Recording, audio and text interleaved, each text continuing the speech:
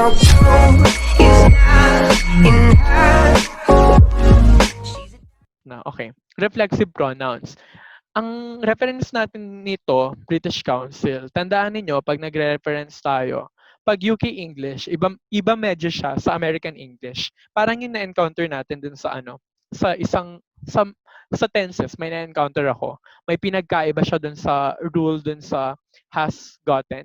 Ina-has got lang nila sa British English. So, pero British Council yung gawin nating reference for reflexive pronouns. Ano ba yung reflexive pronouns? Na-encounter ko lang kanina nung nag-e-edit ako. Kasi ang galing nung ano, editors nung sa third and fourth books ko to. Tinatapos ko, my God, ito oh, yung ano ko, checklist. Yun yung pangatlo tsaka pang-apat kong librong tinatapos. Ang editor na nakuha from UPLB, intense yung mga mata nila, guys. Kasi pag nagsusulat ka ng libro, may natututunan ka eh. Siyempre, alam nga naman, ano, wala kang matutunan sa paggawa nun. So, ang gagaling nila tumingin. Parang yung kanina semicolons, dami nilang nakita sa akin ganun. So, ito naman tayo. Itong reflexive pronouns, first time ko ma-encounter sa kanila, yung term. Okay. So do you know how to use reflexive pronouns like myself, yourself, or themselves? Tanungin nga natin kayo. Maglagay kaya kayo ng mga ano, videos nyo. Joffrey Comarse. From what school are you from? Paranaque Science High School po. Ay, parang tunog matalino. Di ba pag ano, parang science high school, parang tunog... May reaction mo. And, pagtatanong kita, do you know how to use reflexive pronouns like myself, yourself, or themselves? What's your Um, answer? Ay, as bawal far mag-English pala. as, Ay, hindi, pwede mag-English, pero that mag-Tagalog. Ano sa tingin mo yung ano, sagot mo dito? sa pagkakalam ko po, ginagamit po ang reflexive pronouns for emphasis po. Kung sino yung gumagawa ng action. For example, I myself did homework today. So parang ina-emphasize mo na ikaw mismo yun. Ang sarili ko mismo ang gumawa. Taray ni Joffrey dun ah. Joffrey ba or Jeffrey? Joffrey po. Okay, tama. Okay. Tingnan natin kung ano, kung ganun nga yung nandito. Okay. Galing ni Joffrey, no? Pinaliwanag niya lang, may sample pa, no? Kompleto eh, buo. Okay. Walang tapon. Tingnan natin dito. Look at these examples to see how reflexive pronouns are used. Okay, wait lang, may nag-chat. Hint po sa akin, sir, yung parang flex sa reflexive. Parang finiplex po yung noun na po. Okay, napaisip ako doon na. Okay, tingnan natin dito. Look at these examples to see how reflexive pronouns are used. She looked at herself in the mirror. Okay. Di ba ito yun, mga reflexive pronouns? Myself, yourself, or themselves. So, she looked at herself in the mirror. I'm trying to teach myself Italian with an app. Our children walk to school by themselves. So, pag she or he, hers, herself or himself yung gagamitin. Pag dito ay magiging myself, tulad nung in-example ni Joffrey. Pag our naman, magiging themselves. Our children walk to school by themselves. Okay? Try, try this exercise. Oh, exercise na kagad. Agad-agad. Okay, wait lang. Read the explanation to learn more. Ang bilis yun na pala yun. Pero tingnan natin. Sabi sa inyo, mabilis na yung topic na to eh. Okay? Di ba yung semicolon, tagal na ba't ng 1 hour plus, di ba? Kasi nung una, sabaw-sabaw pa yung utak ko. Okay? Ganyan talaga, di ba? Pag matagal kang napastop. Kasi puro sulat nga. Okay. Grammar explanation. Reflexive pronouns are words like myself, yourself, himself, herself, itself, ourselves. Isa-isay natin. Myself, ikaw to. Yourself, syempre ibang tao. You yourself. O tama, sa ibang tao to. You yourself. Himself, lalaki na ibang tao. Herself, babae na ibang tao. Itself, object, di ba? Or non-living. Ourselves, tayo. Yourselves, sila. And themselves, hindi. Yourselves, ano pinag-iba ng yourselves ka ng themselves? Joffrey, lamang na ang ganda ng sagot mo kanina. Ikaw na rin. Yourselves and themselves, ano pinagkaiba nito? Parang napaisip si Joffrey, no? Nakamute ka, nakamute. Yourselves po kapag you're referring to them in second person. Pag themselves po third person. Sabi, pati yung, may tawag dyan eh, Joffrey, yung mga person-person. Point of view, tama ba? Hindi ko pa maalala. Oo. Grabe yung mga, basta parang first person I, di ba? Yung mga Yes. second person, yung mga you, ganyan. Third person, yung mga he or she. Tama ba? Yes po. Okay. Pa-comment sa YouTube channel kapag kailangan namin ng review or mali yung nasabi namin. Okay. They refer back to a person or thing. Bumabalik, tinutukoy nila yung unang nabanggit. We often use reflexive pronouns when the subject and the object of a verb are the same. Kung magkatulad, halimbawa, yung nabanggit ni Joffrey kanina, I caught myself when I was making dinner last night. Okay. So, yun yung gagamitin mo pag naulit. I hope you enjoy yourselves at the party tonight. Okay? My phone isn't working properly. It turns itself off for no reason. And we need to believe in ourselves for more. So, etong ay, naulit siya na tumutukoy sa sarili niya. Yung I hope you enjoy yourselves. Pero pag etong yourselves, marami na eh. Hindi lang yung tipong I, myself, ikaw lang din. Tama ba, Joffrey and friends? Ah, Di ba? Pero pag sabi mong, I hope you enjoy yourselves, marami yan. Pag isa lang, I hope you enjoy yourself. yes. Like singular lang. Pag yourselves, with them na. Marami. Di ba? Oo. Yun din. Yourself, singular. Yourselves. Marami sila. My phone isn't working properly. It turns itself. O di ba sa object ginagamit yung it. It for itself. Tapos ito naman, we need to believe in ourselves more. Okay tayo doon. Parang yung yan.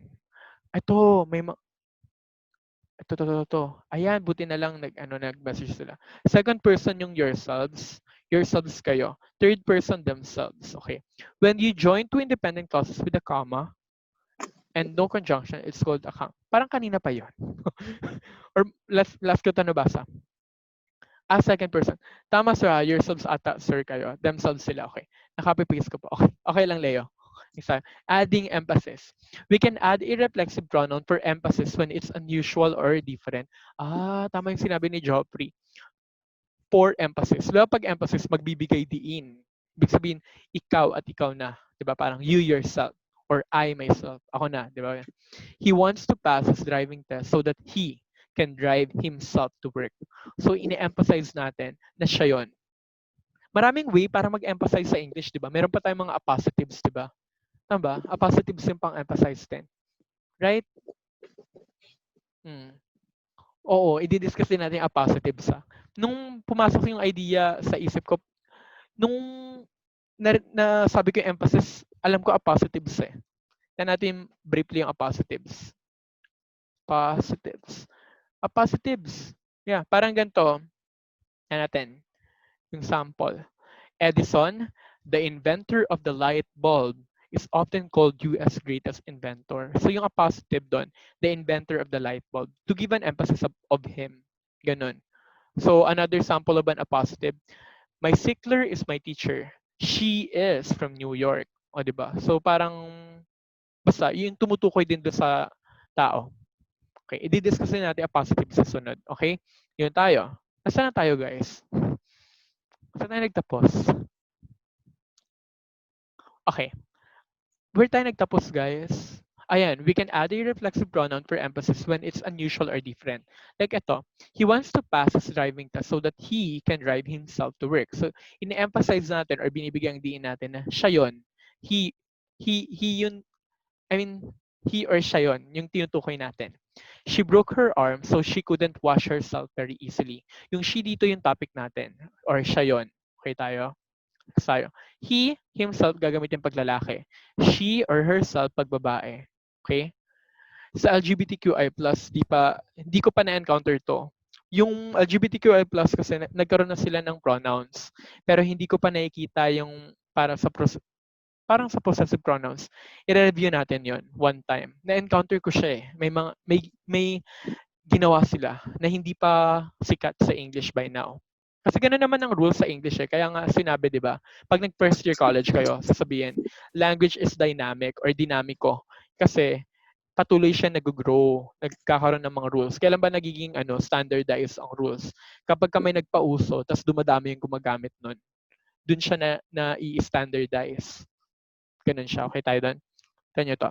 We can also use a reflexive pronoun together with the noun it refers to in order to emphasize it. Again, we can also use a reflexive pronoun together with a noun it refers to in order to emphasize it. Tingnan to. We talk to the manager herself. Pag nagganyan ka ng structure, ay nag-emphasize ka.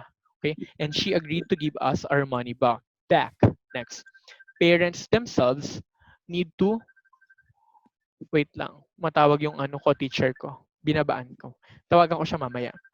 Ay, pa tayo mag-ano? Ay, paano ba i-mute to?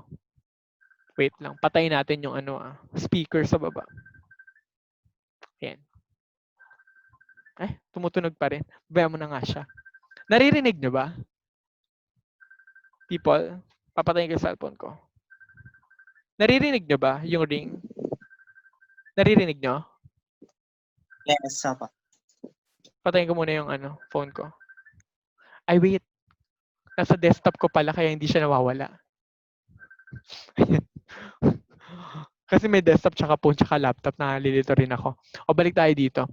We talk to the manager itself. Nag-emphasize tayo dun sa manager. Sa parents, parents themselves need to take more responsibility for their children's learning. So yung parents yung in-emphasize natin doon. By plus reflexive pronoun. Okay. Ano ba yung ibig sabihin ng reflexive? Nakikita niyo yung screen ko, ma-shock, di ba? Tama ba? Tama? Ma-shock? Okay. Yes po. Ano ba yung ibig sabihin ng reflexive? Para swabe lang pagkakaintindi natin, di ba? Denoting a pronoun that refers back to the... may definition pala siya. Denoting a pronoun, tumutukoy sa pronoun or panghalip that refers back to the subject na tumutukoy pabalik doon sa tinutukoy niya na ano, na paksa na pangungusap, ganun. Yung pala yung reflexive. Okay. Balik tayo. By plus reflexive pronoun. We can use by plus reflexive pronoun to mean alone. So he usually goes on holiday by himself. So siya at siya lang. Alone siya. Okay, kapag ka nagpunta siya doon. Do you enjoy being by yourself? Or do you enjoy by being alone? Do you enjoy being alone? Try nga natin, palitan natin ng alone. He usually goes on holiday alone. Do you enjoy being alone? So nag-work, diba? Okay. Reciprocal pronoun. O, diba? Diyan na nagtatapos yun. Sabi sa inyo, may sila yung topic ng reflexive pronouns. Reciprocal pronouns. Notice the difference between plural reflexive pronouns. Yung mga plurals itong themselves, ourselves, tsaka yourselves. Plural Sir, marami. excuse me po. Yes, anong Pwede po. kailangan? Sir, may tanong lang po sa may by plus reflexive pronoun po. Okay, good. Kapag, ano po sir, pwede po ba gamitin like yung reflexive pronouns for more than one person, like by themselves, ganun po? Bigay mo sa sentence. Parang ano po sir? Magiging himself or herself in that case. So bawal po yung gumamit ng pronoun na for more than one person po. Oo, kailangan pag themselves, marami yung tinutukoy mo. Halimbawa, Carlo himself or he himself. Pero kapag themselves, magiging plural yung una mo, they themselves. Ganun siya. Kailangan nag-agree din siya. Hindi naman parang pwedeng, hindi siya parang, kunyari isa siya dun sa una, he, themselves. O di ba parang naiba na yun. Okay. Sir, Pwede I naman. think yun to, tinutukoy niya po ng tanong is Ano? kung debo ba by themselves.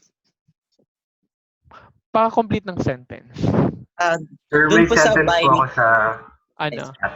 May sa, sentence sa po. by plus reflexive pronoun, kung sige. pwede po ba yung them. So, they went by themselves po. Pwede po ba yung by themselves? Pwede yun. Kunyari, they went by themselves, pwede. Pero yung he went by themselves, mali. Dapat he went by himself.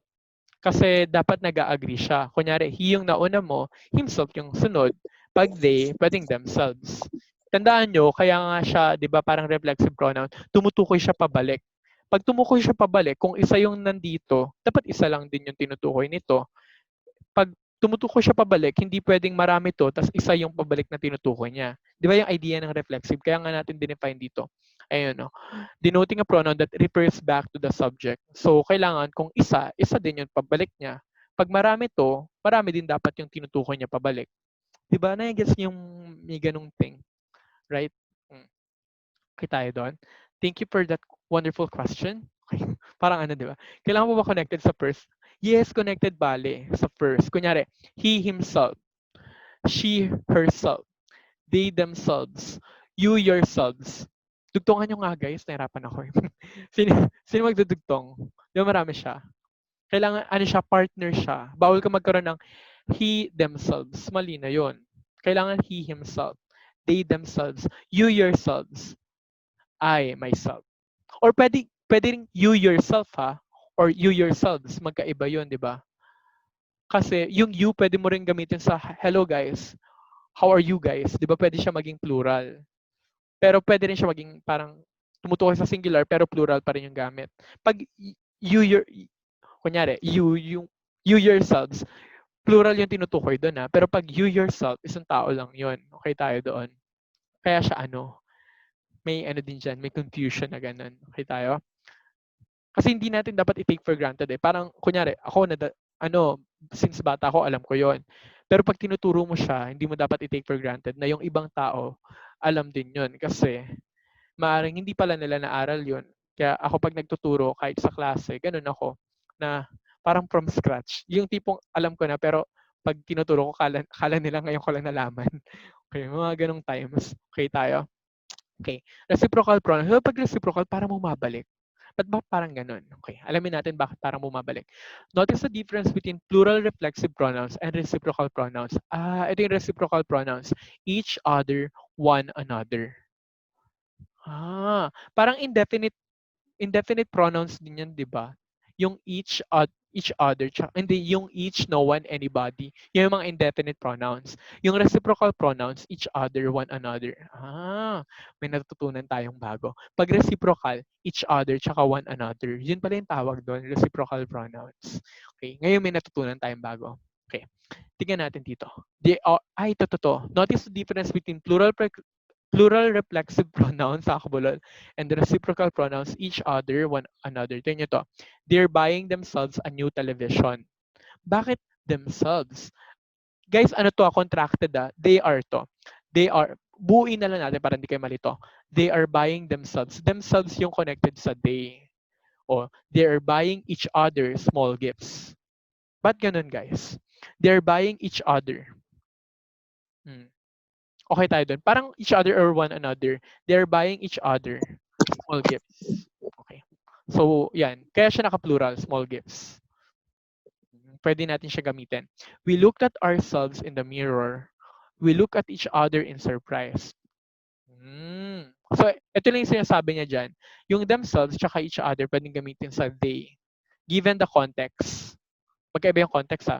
Yung ourselves tsaka each other pwede siya gamitin sa we. Given the context. Yun yung pino-point out niya. With reciprocal pronouns, for example, each other, each person does the action to the other person or people but not to themselves. So pag sabi mo each other, ginagawa niya yung act of buying the small gift for another, not for himself or for herself. Okay? Ganun siya. Do this exercise. Ayan, may pa-exercise sa si Mayora. Ayan. Good. Yun yung reflexive pronoun. So, may mga katanungan ba? Ganun. Kasi baka yung iba nalilito. Himself, baka iba yung na-attach nila. Dapat he, himself, she, herself, they, themselves, you, yourself, or yourselves. Ganun. Tsaka dito, yung sa reciprocal pronouns, pwedeng they themselves or they each other. Tsaka we ourselves, tsaka we each other. Basta pag ourselves, sila-sila din. Tayo-tayo din pala. Or themselves, sila-sila din. Pero pag each other, you're doing it for another. And they are doing it for you. I mean, basta, you don't do it for yourself. Parang ganun. May nag-message. Ano pa pangalan ng website na yan? Ang website na ito ay from British Council. Actually, meron din from Grammarly. Ang dami, halos lahat ng topics na covered ng, syempre, Grammarly to. I-go over din natin tong reference na to. Yun yung gawin yung practice pag nag-aaral kayo ng grammar. At least meron kayong dalawang reliable reference from a university website halimbawa para solid yung understanding ninyo. Parang yung kanina, nung nag-aaral tayo ng ano yung topic kanina? Mesyak, ano nga pala yung topic kanina? Kalimutan ko. Semicolons. Diba dalawa yung references natin? Yung una, hindi siya nabanggit ng pangalawang reference. O, diba? Tsaka, kino-confirm natin. So, yun. So, give another example po about reciprocal pronouns. Yun yung nabigay na sample so far. Okay? So, tingnan natin dito. What is a reflexive pronoun? Okay? Ang galing nitong Catherine Trappist. Parang lahat ng topic siya yung gumawa. Sa yung kanina, yung tatlong sinusulat ko rin kanina dun sa libro eh, sa kanya din ako nag-base eh. Okay. Reflexive pronouns are words ending in self or selves. Self yung plural, selves yung hindi, self ay singular, selves ay plural. That are used when the subject and the object of a sentence are the same. For example, I believe in myself. They can act as either objects or indirect objects. Tingnan nyo to. The 9 English reflexive pronouns are, ay, maganda tong reference na to. In-identify niya talaga na 9 yung reflexive pronouns, di tulad ng isang reference. Like, myself, yourself, himself, herself, oneself. Di natin na-cover yung oneself kanina. Itself, ourselves, yourselves, and themselves. May tip si Mayora. Want to make sure your writing always look great. Ay, nag-promote na pala ng Grammarly. Sayang. Meron ako account sa Grammarly, Quipper. Kasi I wrote for Quipper. Natago ko yung username and password ng Grammarly nila. So grammatical terms might seem complicated and a bit arbitrary when you first hear them. But they really are not. Once you get to know them, the term reflexive is a good example. Through Latin, reflexive is related to reflect. O, di ba? Hindi yan nabanggit sa kaninang reference. This is useful to remember because a reflexive pronoun reflects back.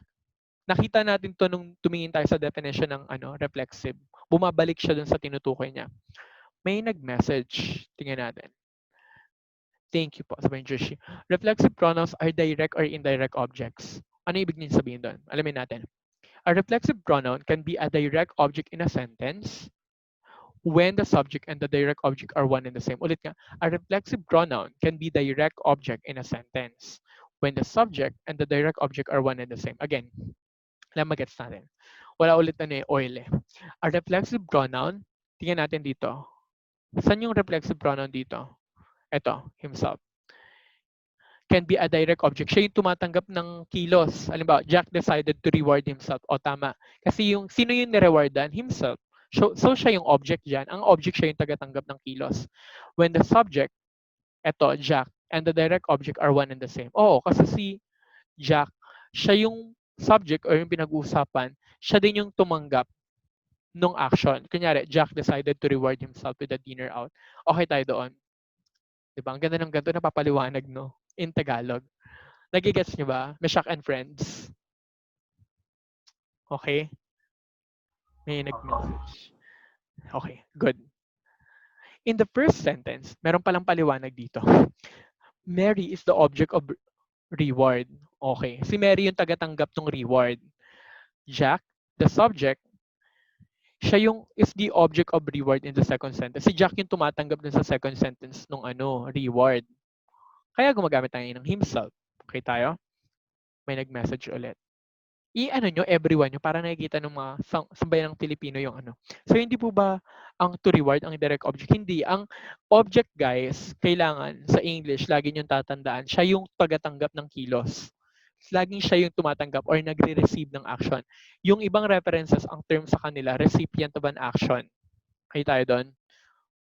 Yun ang idea ng object lagi. Sa mga 'di ba, yung mga STB, IODO, dapat i-cover nga natin yung di pa natin nako-cover. Basta pag object, laging sila yung tumatanggap ng action. Okay tayo yun? In reference to the verb decided, Jack decided to reward himself. Yung magiging object kasi to reward eh. Yung verb dito is to reward. So who is to be rewarded? On the first sentence, it's Mary. On the second sentence, it's himself, which refers back to John. So in that case, the object, dapat nagtatagalog tayo kasi diba Tagalog yung yung channel. So yung object, siya yung tagatanggap ng kilos. Yung recipient ng action. Kaya siya kaya siya Jack dito, tsaka Mary dito. Yun yung idea ng object. Okay tayo doon? Reflexive pronouns can also play the indirect object role in a sentence. Yung indirect object, ang alam ko dyan, siya yung nag-a-appear bago yung object. Ganon. So, Cynthia pours a cup of tea for me every morning. Cynthia pours a cup of tea for herself every morning. Okay. Kaya natin to. It's worth noting that referring twice to the same noun as a subject and object. Halimbawa, Cynthia pours a cup of tea for me every morning. Cynthia pours a cup of tea for herself. Okay. Si Cynthia pours a cup of tea for me. Okay. Cynthia pours a cup of tea for herself. Ito naman, for me, yung unang cup of tea. Yung pangalawa, for herself, yung cup of tea, para kay Cynthia pabalik. It's worth noting that referring twice to the same noun as subject and object, ito yung tinutukoy niya. Rather than using a reflexive pronoun for the object, sounds just a bit creepy. Halimbawa, Cynthia pours a cup of tea for herself. Creepy daw yung tunog nito. Jack decided to cook Jack a special supper. Again, it's worth noting that referring twice to the same noun as subject and object rather than using reflexive pronoun for the object sounds just a bit creepy. Halimbawa, Jack decided to cook Jack a special supper. Kaya dapat ginagamitan ng himself. Jack decided to cook himself a special supper kasi magiging awkward yung Jack decided to cook Jack a special supper. Parang magkaibang Jack yung tinutukoy mo. Okay tayo doon. For example, sounds unnerving to a native English speaker. Okay tayo doon. Malapit na tumatapos. Ayan. O, hanggang dito lang siya, o, di ba? Common errors with reflexive pronouns. Ito yung mga mali. The misuse of reflexive pronouns abounds in certain sectors. We're looking at you. The most common mistake of all is the incorrect use of reflexive pronouns in compound subjects. Ito yung mga maling gamit. Okay? Here is an example of the former type of offense. Okay. Malito ah. Andrew and myself will conduct today's meeting. Ah. Tamo, maganda to sa reference na to. Pini-feature niya yung maling gamit. Yung sa isang reference, sinimplihan lang ng discussion. Okay. Andrew and myself will conduct today's meeting. Bakit siya mali? How do we know that myself does not belong as part of the compound subject? Andrew and the speaker in the sentence. So ang gagawin natin, we need to remove Andrew from the equation to see if what remains functions correctly. Myself will conduct today's meeting. Clearly, myself does not work. But the subject pronoun I will conduct today's meeting. So, para ma-correct daw to, kailangan, ito yung mangyayari. I will conduct today's meeting or Andrew and I will conduct today's meeting. Kaya hindi siya magiging, maraming nagkakamali dito. Di ba, maraming naglalagay ng myself, Andrew and myself. Dapat magiging Andrew and I will conduct today's meeting. Okay tayo doon.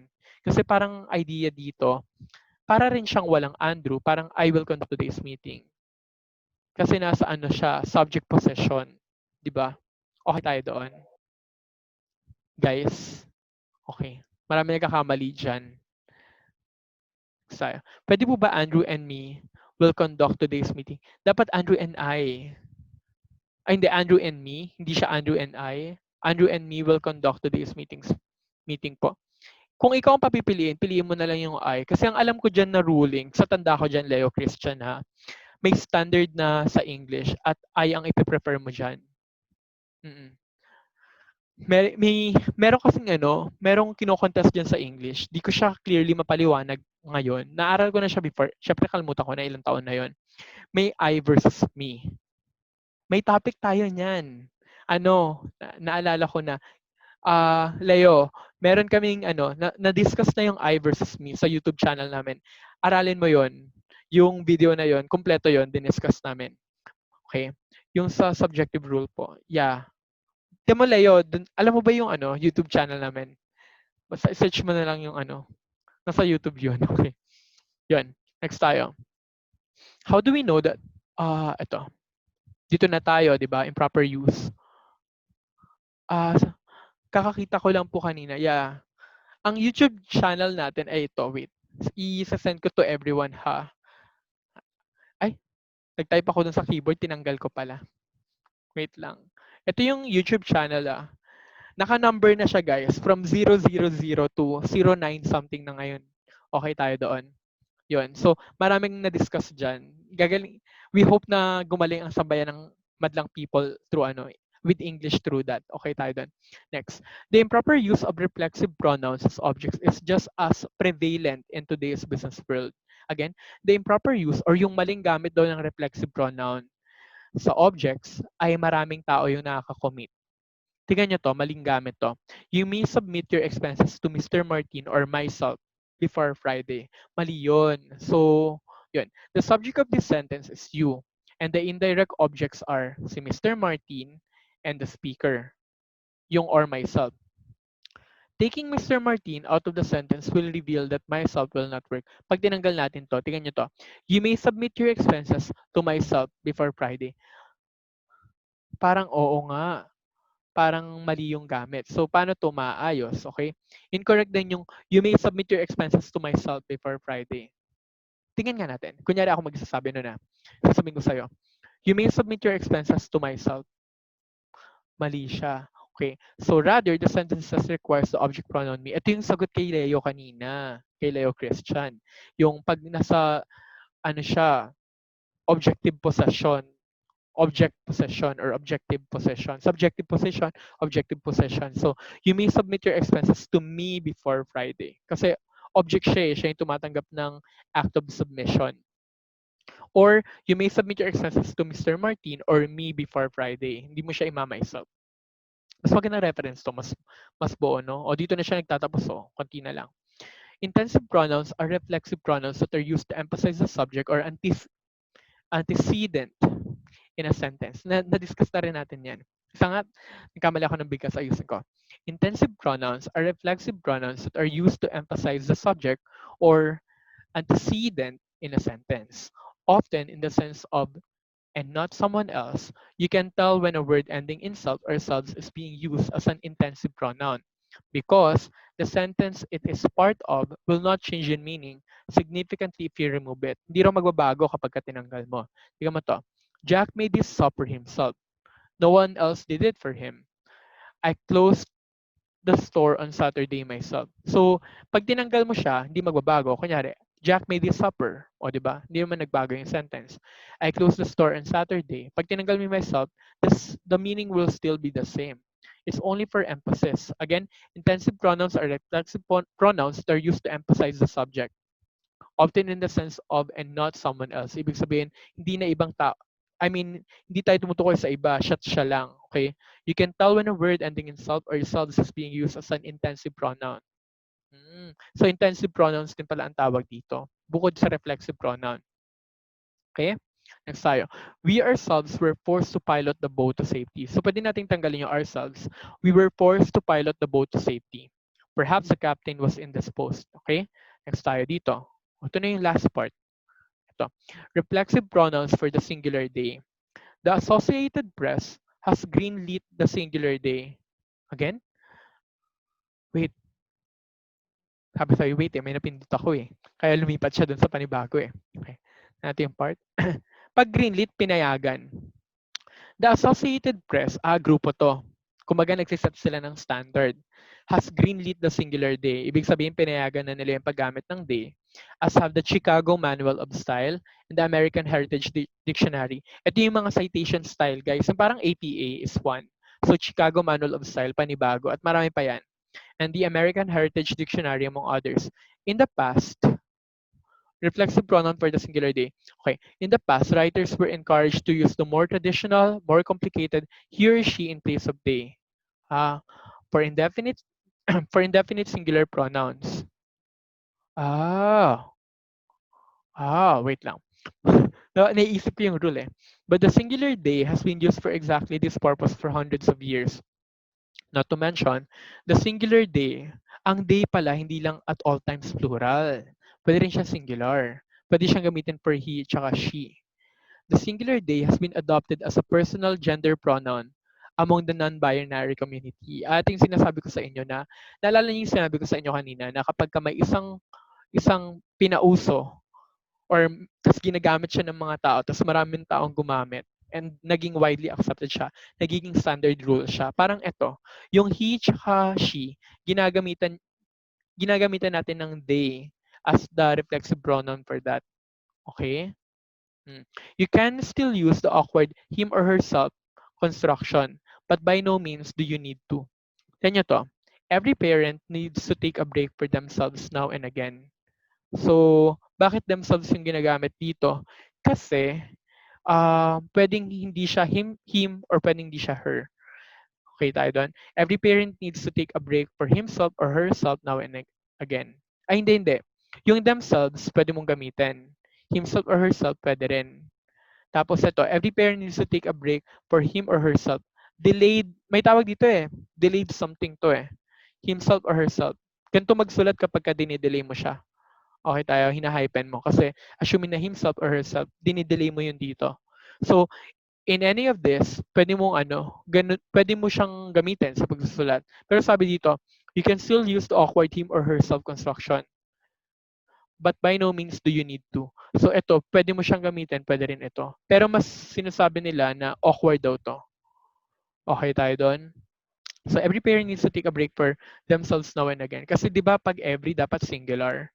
Pero yung Chicago Manual of, hindi, yung Associated Press, yung Chicago Manual of Style, tsaka yung American Heritage Dictionary, pinayagan nila yung gamit ng themselves sa every parent. Kasi ito yung mga mga nagbibigay ng standard, yung mga nag-a-accept ng rules. Okay tayo doon. Ibig sabihin, tanggap na siya. Okay? So, yun yung topic natin, reflexive pronouns. So, di ba? Mas maganda kapag dalawa yung reference mo na matibay. May nabigay yung una, na hindi nabigay ng pangalawa. Ganun. So, let's call for 3 people to wrap up the session. Ang solid nung Zoom session ng UP email. Walang end-end guys, dire-diretso. So, tawag tayo ng 3 tao to end the session. Joffrey, what are your thoughts about reflexive pronoun? Ah, dahil po kasi kanina nasabi ko po na for emphasis ang reflexive. Pero na, ang natutuhan ko naman ngayon is it is more than just being an intensive pronoun. So, reflexive pronoun na din pala yung maging direct object ang reflexive pronoun na yan. Mm, okay. Yeah. Thank you, Joffrey. Okay. Thank you, Joffrey, for that. Okay. Ba't di ka nag-share ng camera? Yeah. Wait, tawag tayo ng, mag-share naman kayo ng camera. Di sila nag-share ng camera. Leo Christian. For the reflexive pronoun, mas Wala kang camera, Leo Christian?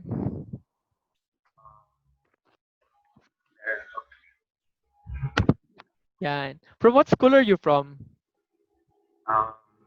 BPI po. Ano? Yes, we hear you.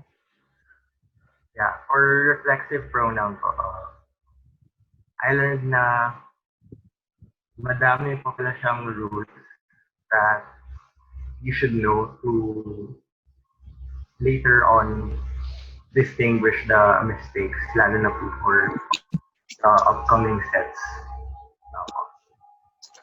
Yan. Para mas maganda pag may ilaw, no? Ay, hindi pala. Para mas pumangit. Mas maganda pala pag wala. Thank you for that. Thank you. Leo, what school are you studying, by the way? BGTI po. Ano? Don Bosco po. Don Bosco, Makati? Makati? Oh. Maganda. Ay, wait. Malapit yan sa school where I teach, Bangkal High School. Right? Like parang natawid ka lang. Right? O, di ba? Malapit lang yung school namin dyan. Elementary school ko. May Bangkal Elementary.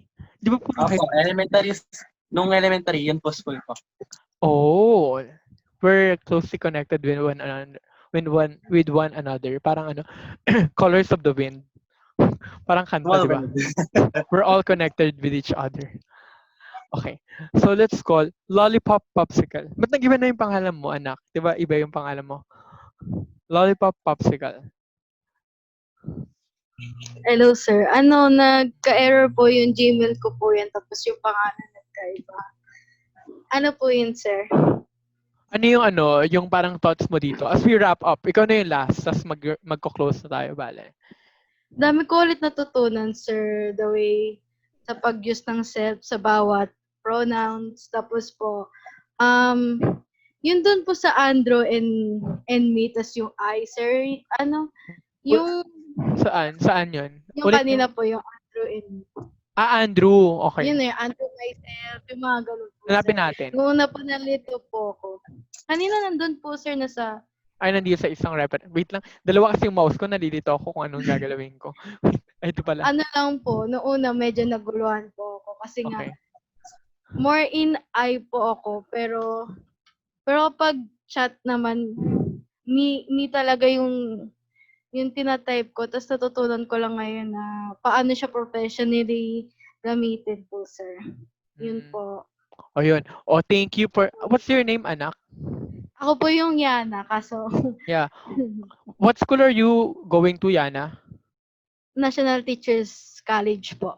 NTC in Manila. Okay, that's good to know. Thank you, Opo. thank you, Yana, for sharing that. Okay, so yun, ang session natin, guys, MWF lagi, 8 to 9 p.m.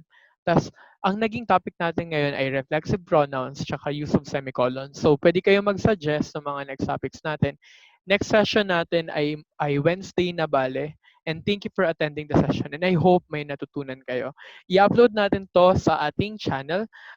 Lizette and um, Pat, if you're listening, I will forward to you the copy of the of the video. And guys, Yana, ang ganda na no, hindi na napuputol. Tama ba? O, di ba? Ang ganda ng UP email, guys. Okay. Goodbye and thank you. Okay. Bye, guys. Yeah. Thank you for watching my videos. Please don't forget to subscribe our channel by clicking the subscribe button below. Thank you.